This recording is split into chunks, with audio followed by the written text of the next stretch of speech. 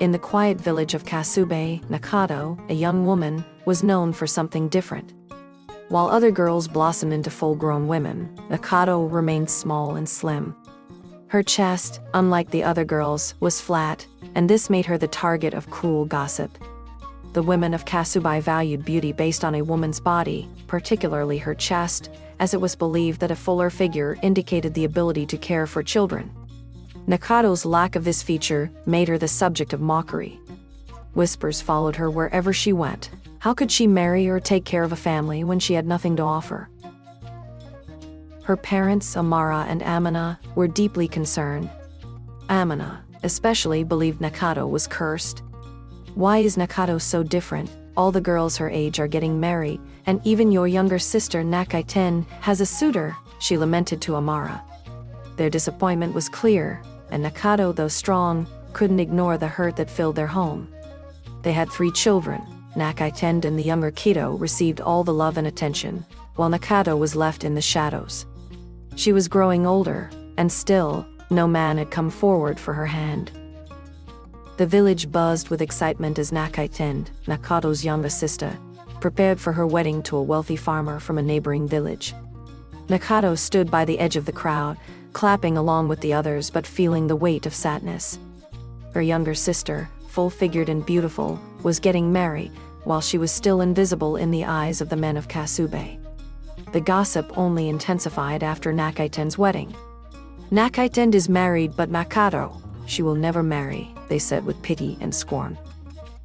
Though the village ignored her, Nakato remained humble and kind-hearted. She tried not to let the hurtful words break her spirit, but inside she couldn't help but wonder if she would ever find someone to love her for who she was. Her loneliness grew heavier each day, and she spent her time doing chores, avoiding the cruel stares and whispers from those around her. One day, word spread across Kasubi that a rich man from the city named Afam was coming to find a wife. Afam, known for his wealth and success, had made a decision to marry someone from the village, a woman who was traditional, respectful, and humble. The news sent ripples of excitement through the village. Mothers rushed to prepare their daughters, hoping to catch the eye of the successful businessman. Afam arrived in Kasubi, greeted with open arms by the village elders. The women of the village, eager to attract him, dressed in their finest clothes and adorned themselves with beads, eager to impress him.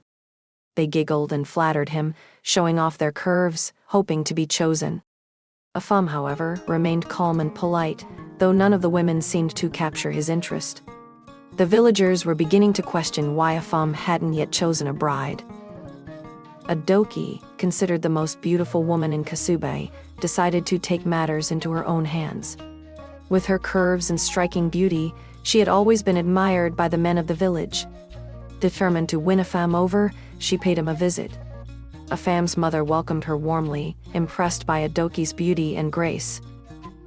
Soon the two started spending more time together, with Afam visiting Adoki's home frequently. Adoki was charming, and her beauty captivated Afam, but something about her didn't sit right with him. Afam's mother praised Adoki to the heavens, emphasizing her good looks and traditional qualities. Yet, Afam began to question if there was more to a woman than just beauty. He soon realized that his connection with Adoki was lacking something deeper, something more meaningful. One afternoon, Afam and Adoki went to a bush bar. After their meal, Afam stepped outside to relieve himself, leaving Adoki behind to pay for their meal. When he returned, he was stunned to find the bar owner accusing Adoki of stealing. The crowd had gathered, and Afam pleaded with the woman to explain what had happened. The bar owner claimed that Adoki had tried to leave without paying. Afam was confused and asked Adoki if it was true. Adoki, embarrassed, remained silent, refusing to explain herself. Afam paid the bill and drove her back home, but the incident had shaken him. Later, when he spoke to his mother, she expressed her disappointment. "Even with all her beauty, she's nothing but a thief," she said. Afam began to realize that true character mattered more than outward appearance. He decided to move on from Adoki. One morning, as Nakato walked to the stream to fetch water, she crossed paths with Afam. She didn't even notice him until he greeted her. "Good afternoon, Nakato," a femme said, smiling warmly. Nakato was startled, almost dropping the pot of water from her head. She could hardly believe that a man like a femme would speak to her. She responded softly, keeping her eyes lowered in respect. A femme studied her closely. Unlike the other women, Nakato wasn't trying to impress him. She wasn't loud or boastful. There was something in her calm and humble demeanor that intrigued him. He asked for her name, and she shyly replied. From that moment on, a femme began to take an interest in Nakato. He would visit her parents' home, ask about her life, and walk with her to the stream. Nakato, though shy, began to open up to him. She spoke about her love for her village and her dreams of a better life. The villagers were shocked when they saw a femme spending time with Nakato. "Why is he with her?" they whispered. "She's flat-chested. What does he see in her?" Some women even laughed, mocking Nakato's appearance. "How can she take care of him and have children?" they said. But a femme didn't mind their gossip. He had seen something in Nakato that no one else did, her inner beauty, kindness, and strength. As the days passed, Nakato began to trust a femme. She shared her struggles, the pain of being ridiculed, and the loneliness that had haunted her for years. A femme listened intently, his heart softening towards her. He saw beyond her appearance. He saw a woman with a beautiful soul.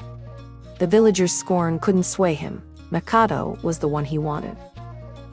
One evening, as the sun set over Kasubi, a femme and Nakato sat by the riverbank. The sky was painted in shades of orange and pink, and the peacefulness of the moment surrounded them. A femme turned to Nakato with a serious look in his eyes. "Nakato," he said softly, "will you marry me?" Nakato's heart skipped a beat. She couldn't believe what she was hearing. "Are you sure?" she asked, her voice barely above a whisper. "I'm not like the other girls. I don't have a chest like theirs. What if I can't have children for you?" A femme smiled gently and took her hand. "I don't care about those things. I love you for who you are. You are the one I want." Tears filled Nakato's eyes as joy overwhelmed her. For the first time in her life, she felt truly loved and seen for who she was, not for what others believed she lacked. The news of a femme's proposal spread quickly through Kasubi. The villagers were shocked. "How could he choose Nakato?" they whispered. "She's not even a real woman." Some even tried to warn a femme, saying that Nakato wouldn't be able to care for his children or provide for him. But a femme was resolute in his decision. He loved Nakato for her kindness, her humility, and her heart. The wedding was simple but beautiful. Nakato was radiant, her smile brighter than the sun.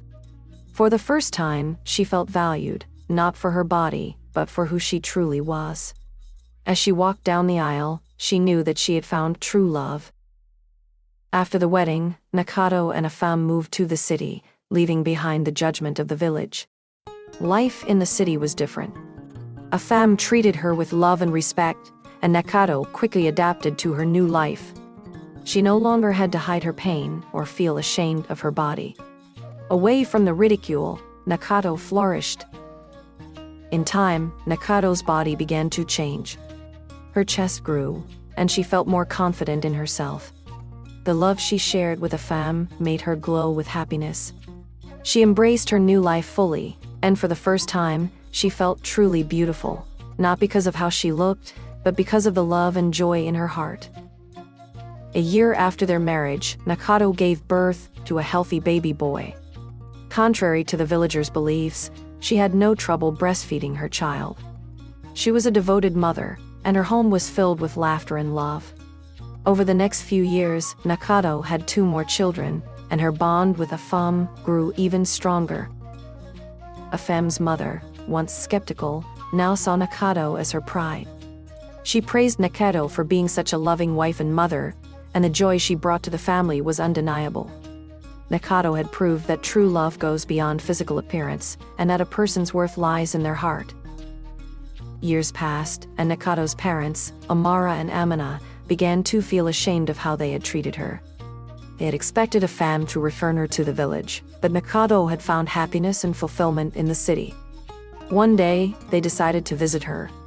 When they arrived, they were stunned. Nakato had transformed. She was more beautiful than they had ever imagined, her body fuller and more elegant. Her skin glowed with health and happiness. Omara and Amina swallowed their pride and apologized for their past treatment. Nakato, with a smile, forgave them before they could even speak.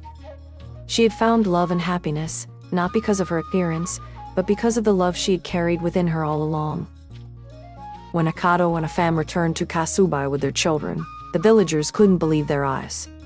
The once dismissed Nakato was now a vision of beauty, her life filled with love and joy.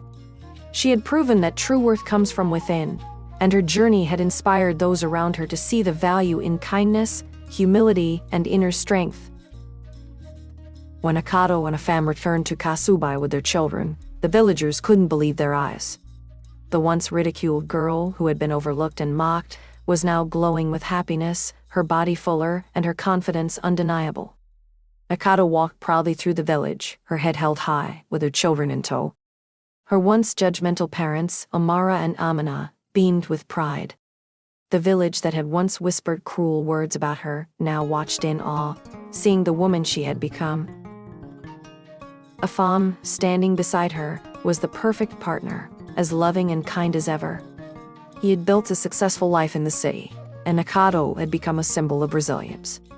Her transformation was not just physical, but emotional and spiritual. She had learned to love herself, and had proven to everyone that true beauty and strength come from within. As Nakato looked at the village that had once rejected her, she felt a quiet sense of peace. She had found her place in the world, not based on appearances, but through love, growth, and the strength of her character. Kasubi would never forget the woman they once doubted. Years passed, and Nakato's life in the city flourished. She raised her children with the same values that had carried her through her own struggles: kindness, humility, and the importance of inner strength. Her children grew up knowing the value of self-love, learning from the examples set by their mother. Nakato's story spread beyond Kasubi, becoming an inspiration to other villages.